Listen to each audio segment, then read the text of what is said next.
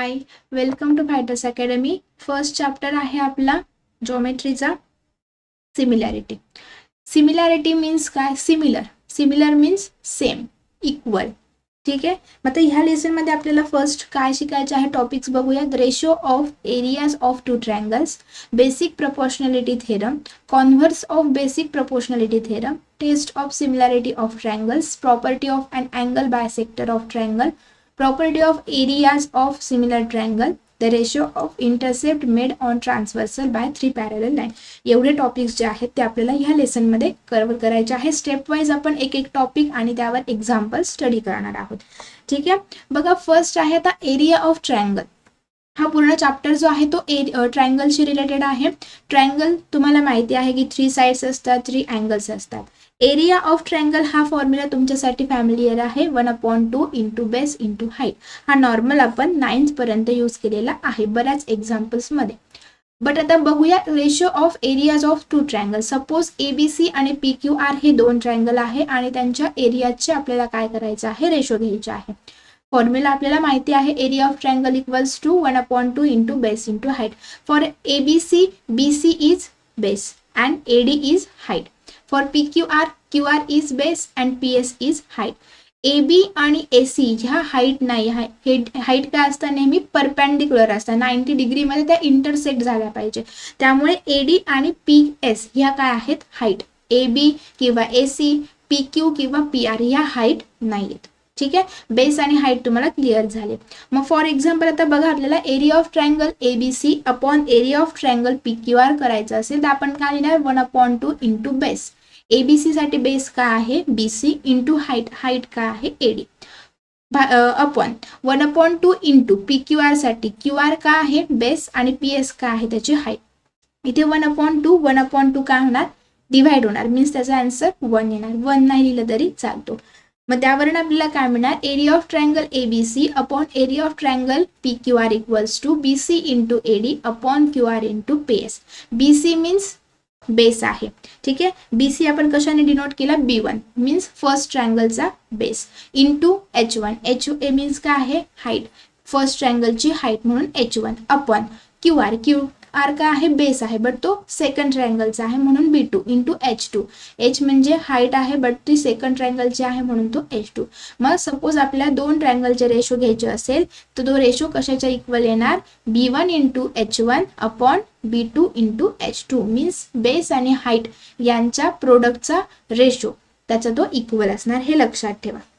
समजलंय? Ratio of areas of two triangle equals to B1 into H1 upon B2 into H2. आता यासाठी condition आहेत 2. First condition आपण study करू. If heights of both triangle are equal. Suppose 2 triangle आहे ABC आणि PQR, दोघांमध्ये जर height same असेल, इक्वल असेल तर काय होणार बघा. Area of triangle ABC upon area of triangle PQR equals to base means BC into height. आता इथे आपण हाईट का आहे? इक्वल कन्सिडर करतो आहे दोघांची म्हणून H घेतला अपॉन PQR चा बेस किती आहे? QR आणि त्याची हाईट काय आहे? H. बघा, H आणि H काय होऊन जाणार? डिव्हाइड होऊन जाणार कारण ते काय आहेत? इक्वल. सपोज 2/2 होणार तर ते डिव्हायडेशन होऊन आन्सर किती येतं? 1. मग H/H काय झालं? डिव्हाइड झाला, आन्सर 1 आला. 1 नाही लिहिलं तरी चालतो. मीन्स इथे राहिलं काय? फक्त BC अपॉन QR आणि BC आणि QR काय आहे? आपला base B1 upon B2. Means suppose त्यावरनं प्रॉपर्टी काय आपण स्टडी केली? The ratio of areas of two triangle with equal height is equal to the ratio of their corresponding bases. बघा, इथे हे आपण राईट केलेला आहे. समजली फर्स्ट प्रॉपर्टी? कंडिशन काय आहे की सपोज त्यांच्या हाईट जर इक्वल असेल दोन्ही ट्रायंगलच्या तर त्यांचा जो एरियाचा रेशो असतो तो कशाच्या इक्वल येतो? त्यांच्या करस्पॉन्डिंग बेसेसच्या इक्वल असतो. हाईट जर इक्वल असेल तर रेशो कशाच्या इक्वल असतो? बेसच्या इक्वल असतो. कंडिशन सेकंड आपण स्टडी करू. If bases of both triangle are equal.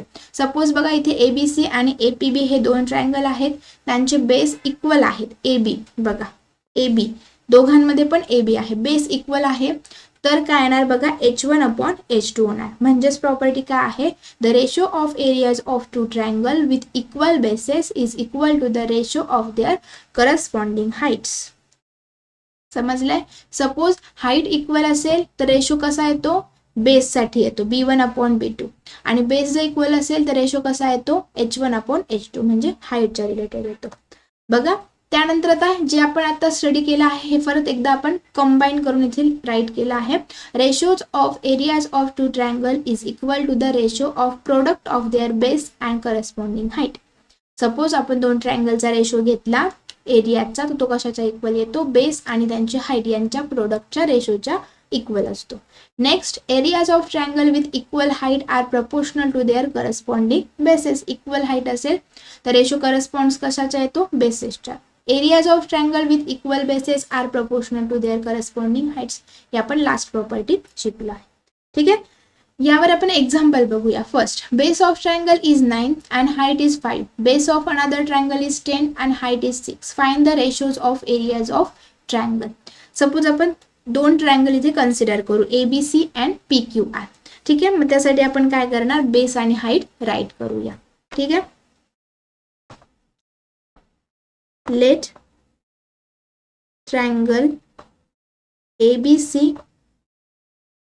and triangle PQR are two triangles. हे दोन ट्रायंगल आहेत.